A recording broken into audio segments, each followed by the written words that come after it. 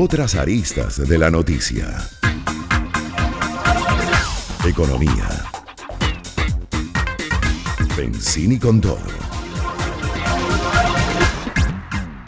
De regreso con ustedes y tenemos a nuestro buen amigo economista y director de Ecoanalítica, Asdrúbal Oliveros, en línea. Asdrúbal, bienvenido al programa, feliz año, todo lo mejor para ti. ¿Y cómo te ha ido? Gracias por estar con nosotros. Buenas tardes, Pedro. Un placer estar en tu programa. Bueno, y feliz año también, aunque ya estamos llegando casi a febrero, pero los buenos deseos son pertinentes, sobre todo en este año que es muy retador. Así es.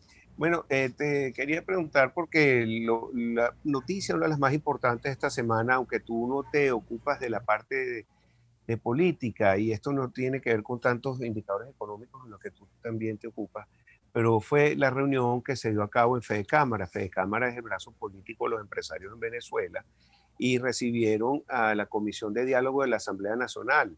Esto fue el pasado miércoles y algunas personas lo aplaudieron, otros lo criticaron, y lo que dijo Fede Cámara es que bueno, que ellos lo habían hecho para el beneficio del empresario y de la empresa privada y también de los trabajadores. Se hablaron de vacunas y cómo podían ellos lograr algunos de estos acuerdos. Quería saber tu opinión al respecto, por favor, y si esto ayuda o no ayuda a la economía.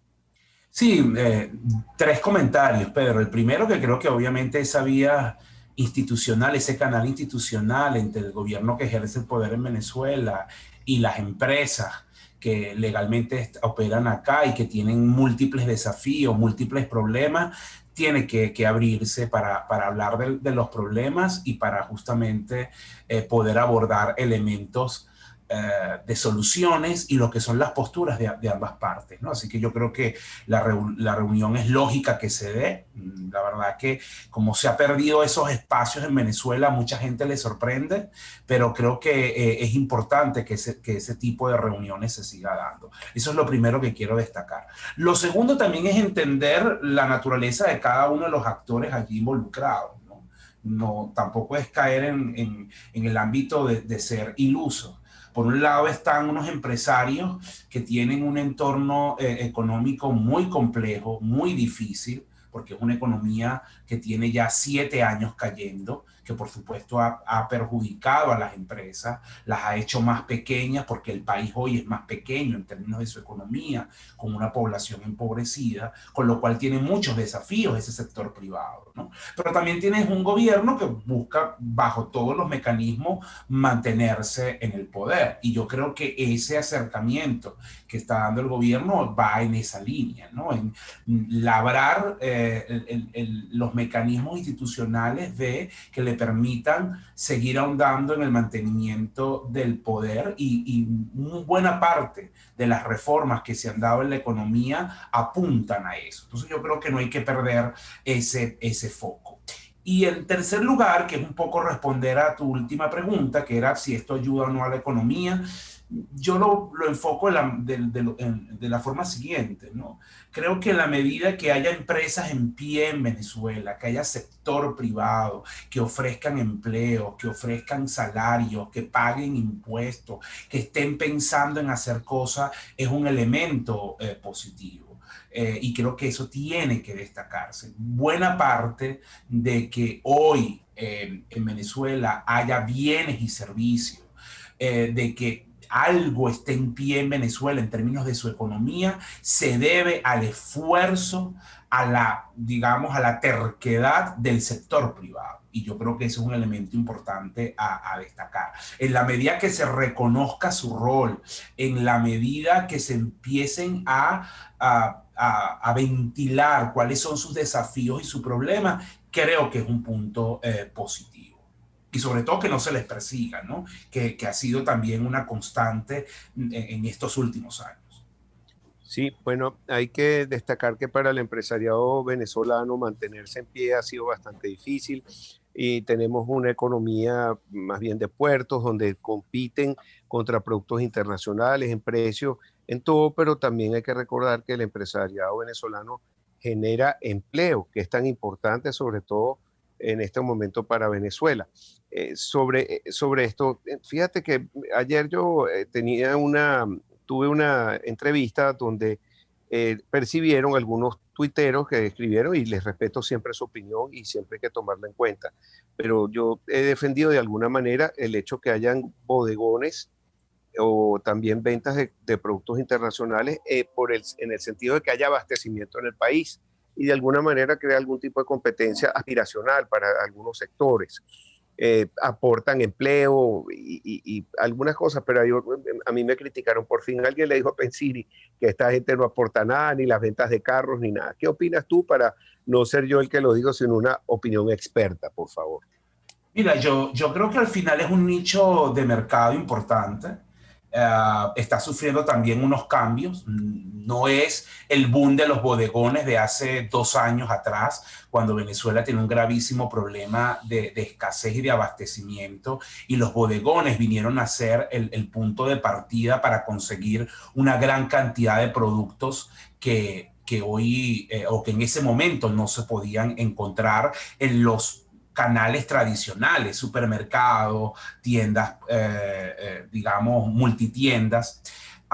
Hoy, digamos que la competencia se empieza a equilibrar un poco, hay más ofertas en los supermercados, en las tiendas tradicionales, algunos bodegones incluso no tienen ya capacidad para competir, y yo creo que también tienen su espacio. Por supuesto que hay elementos que tienen que regularse, Pedro, lo que tiene que ver con el tema de la formalidad, lo que tiene que ver con el pago de los impuestos, lo que tiene que ver con los derechos de los consumidores, es decir, de las prácticas comerciales de muchas de estas tiendas, en términos de las garantías de los productos que ofrecen, de que esos productos sean de calidad, de las fechas de vencimiento, de las marcas donde están viniendo, de los permisos que estén recibiendo, de que se establezcan mecanismos de defensa para los consumidores cuando sientan que sus derechos han sido vulnerados. Yo creo que en ese sentido sí hay mucho en los cuales hay que trabajar, pero obviamente ese es un nicho que está allí. Hay que entender algo más allá del tema del bodegón, y es: Venezuela tiene una industria cuya capacidad de crecimiento está muy limitada por el problema eléctrico. Esto es un punto importante, es decir, nosotros no tenemos electricidad, hay un déficit de electricidad para poder provocar que la industria nacional pueda crecer en su capacidad instalada. Así que el producto importado también de alguna forma estabiliza un poco el abastecimiento en Venezuela, porque la producción interna no tiene mecanismo para crecer en un contexto en el que tenemos un déficit eléctrico y energético muy significativo. Así que en esta etapa esas importaciones ayudan un poco a estabilizar el tema del abastecimiento, y ese es un punto importante. Y lo otro es que mucha gente cree también que es una entrada brutal de productos importados, y la verdad que hay que verlo en el contexto de la reducción de la economía, Pedro, y quienes nos están escuchando a esta hora. Fíjate, en el año 2013, cuando llega Maduro al poder, Venezuela estaba importando alrededor de 14.000, 15.000 millones por trimestre. Por trimestre. El año pasado, las importaciones totales no llegan a los 7.000 millones de dólares. Entonces tampoco es que aquí hay un desbordamiento de productos importados. Hay una caída muy significativa de las importaciones, que por supuesto se corresponde también con la reducción de la economía por la profunda depresión, y lo que tienes también es que ahora hay una economía mucho más pequeña y su base de consumo también es muy pequeña. Pero creo que debe haber espacio para todo, tanto actores nacionales como actores de productos que ofrezcan productos importados con reglas de juego claras, ¿no? En ese sentido hay mucho por avanzar. Bien. ¿Y cómo se está beneficiando o no los venezolanos en el interior del país sobre este tipo de comercios? Les está llegando, porque tú ves que los automercados, y hay una cantidad de sitios que eran librerías, en este momento todo el mundo tiene un mini bodegón o algún tipo de tienda de esta, pero esto llega a todo el país, Asdrúbal. No, es totalmente generalizado. Muchas empresas, muchos comercios han tenido que mutar de lo que es su naturaleza de la actividad empresarial para poder sobrevivir, vendiendo productos de mayor rotación, como son los alimentos, como son los artículos de limpieza o de cuidado personal, o en general artículos que tengan un precio mucho más accesible. Por eso es que tú ves librerías, zapaterías, autolavados, vendiendo ferreterías, que a lo mejor venden productos que no son los que usualmente vemos allí, alimentos, productos de cuidado personal. Es un reflejo de la crisis, Pedro. Es un reflejo de la crisis porque al final necesitas también generar caja, flujo de caja para poder mantenerte en pie, para poder pagar los sueldos y salarios, para poder cumplir con todas las políticas de impuestos que muchos de estos comercios tienen que pagar, tanto nacionales como municipales. Entonces, es parte de la sobrevivencia. Yo no lo critico, te soy honesto. Hay gente que dice, wow, mira esa librería que ahora vende alimentos, qué cosa. Yo creo que cualquier práctica, desde el punto de vista que se enmarque en lo permitido y lo legal, que le dé algún respiro a algún comercio para mantenerse en pie, es válida. Si en esta coyuntura de crisis les toca hacer eso, bueno, bienvenido sea, porque es muy rudo lo que está sucediendo y la caída, sobre todo de la base de consumo que ocurre en Venezuela por la crisis tan larga que estamos viviendo. Entonces es un fenómeno extendido, la penetración de esos productos importados se da en todo el país. Tiene algunas variantes, por supuesto que en la zona fronteriza hacia Colombia, como son los estados andinos y el estado Zulia, hay más presencia, por ejemplo, de productos colombianos, dada la dinámica de la frontera. Si te vas hacia el sur, obviamente la entrada de productos brasileños es muy significativa.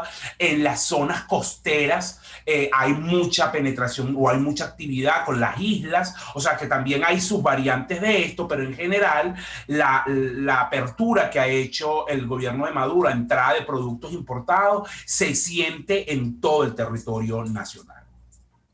Asdrúbal, tenemos que hacer una pausa. Al regreso vamos a hablar también del problema de la inflación y la dolarización. Esta semana la gente de La Patilla produjo unos números que llaman la atención sobre lo que opina la gente sobre dolarizar o no completamente la economía venezolana. Así que ya regresamos contigo. Perfecto. Es Asdrúbal Oliveros, ya regresamos con más aquí en Pensini con Todo.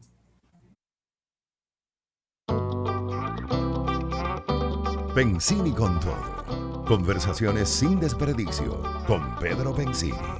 Circuito Éxitos. De regreso con ustedes y tenemos en línea a nuestro buen amigo Asdrúbal Oliveros, economista y director de @ecoanalítica. Y estábamos hablando sobre el tema de la inflación y cómo ves la inflación para este año, y después entramos en el tema de la dolarización. Vamos a empezar por la hiperinflación. ¿Cómo vamos en este tema en Venezuela, por favor? Fíjate, Pedro, Venezuela ya va hacia su cuarto año en hiperinflación, una de las más longevas a nivel global. La hiperinflación más larga ha sido la nicaragüense, que duró 5 años, así que Venezuela pues está ahí pisándole los talones. El año pasado, en la medición que hace Ecoanalítica, que por supuesto es extraoficial, hay que esperar los números del Banco Central de Venezuela, pero los publica con algo de retraso.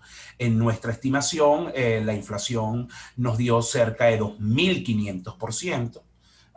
Ligeramente inferior a la del año 2019, que estuvo por encima de 10.000%, pero creo que si bien se celebra que la inflación venga cayendo, hace falta mucho más. Tener una tasa de inflación de 2.500% en un mundo donde los precios se mueven en un rango entre 3 y 5% en la mayoría de los países es un exabrupto, y por supuesto que golpea seriamente a la mayoría de las familias venezolanas, les impide tener recuperación de poder adquisitivo, les impide recuperar consumo y les impide ahorrar. Lo que vemos para el año 2021 es esa tendencia muy lenta a que siga cayendo la inflación. Nuestro estimado está más cerca en un rango de 1.300, 1.500%. es un escenario el más probable. Tú sabes que es muy difícil hacer estimaciones económicas, sí, y más en Venezuela. Digamos que te estoy comentando el escenario más probable dentro de las estimaciones que nosotros hacemos, dentro digamos, de lo que pudiera ser una estimación estadística. Pero insisto, si tú quieres ver el vaso medio lleno, tú puedes decir, bueno, sigue descendiendo la inflación, qué bueno, ¿no? Pero es un exabrupto hablar de 1.500% de inflación.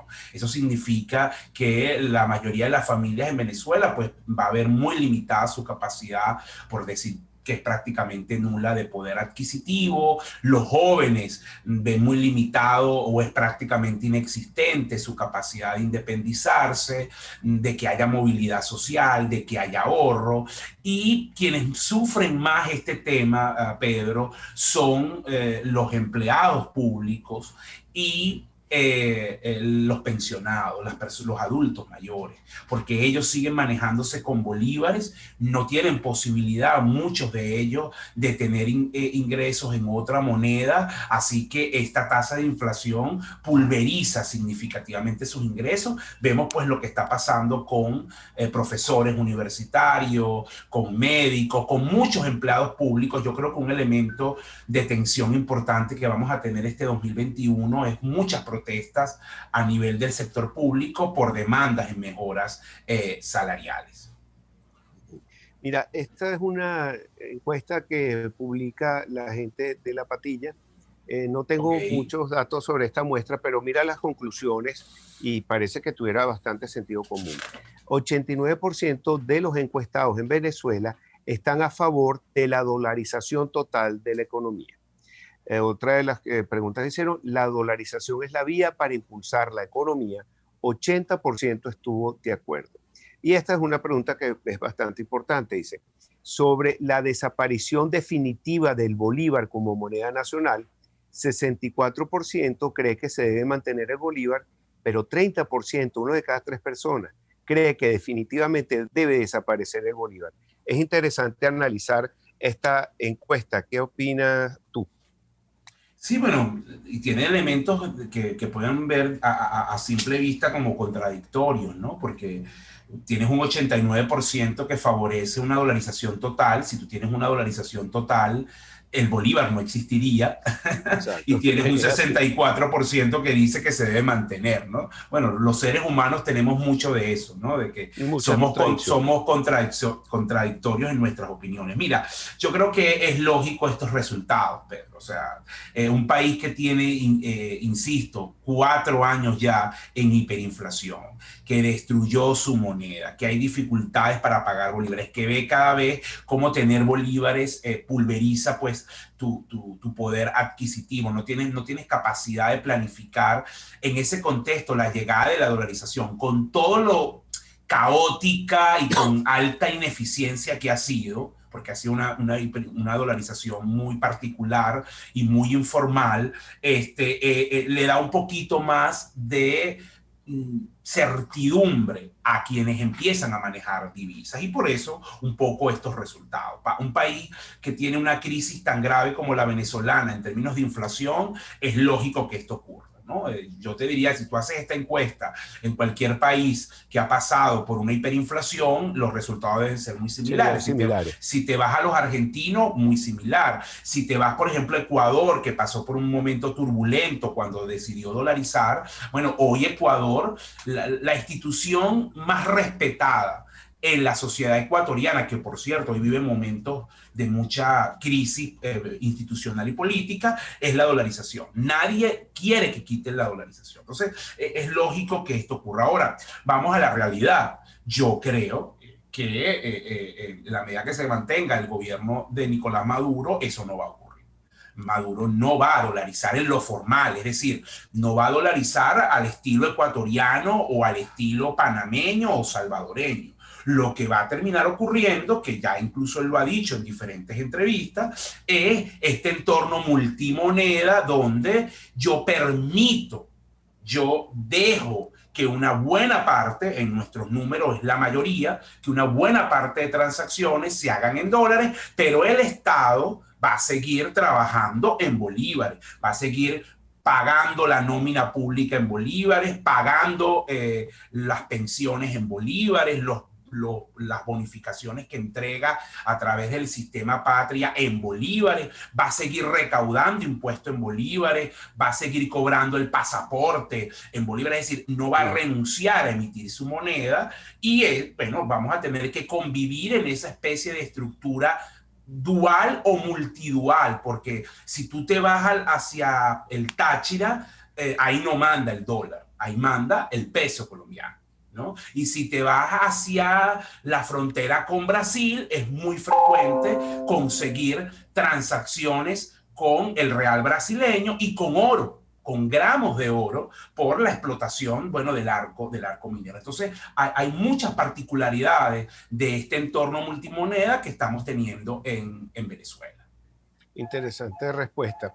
Mira, y con esta devaluación del bolívar, esta inflación que se dispara a 1.800 millones, el bolívar es una cosa impresionante, no caben los números, no sé cómo están haciendo los contadores, si están utilizando términos matemáticos de 1.000 por 10 a la 20, pero ¿crees que puede venir rápidamente una reconversión monetaria que en realidad lo que es quitarle unos ceros nuevamente al bolívar? Mire, yo creo que eso está en discusión. Yo sé que ya hay mucha presión de las empresas porque efectivamente los sistemas de pago, los sistemas contables, las cajas registradoras empiezan a tener problemas, ¿no? Y los puntos de venta. Yo creo que el gobierno va a llevar esto al extremo, es decir, hasta que ya no dé más los sistemas, así fue con la reconversión pasada, y podemos estar esperando que le quiten 5 o 6 ceros a la moneda, ¿no? Probablemente el carácter digital va a ser lo más representativo de esto. Yo no creo que vaya a haber una nueva emisión masiva de billetes con la nueva denominación de bolívar que se establezca, porque la mayoría de las casas de la moneda que le hacían los billetes al Banco Central por el tema sanciones que ha impuesto Estados Unidos, están imposibilitadas a trabajar con el BCB. Así que va a ser probablemente esta reconversión sea digital.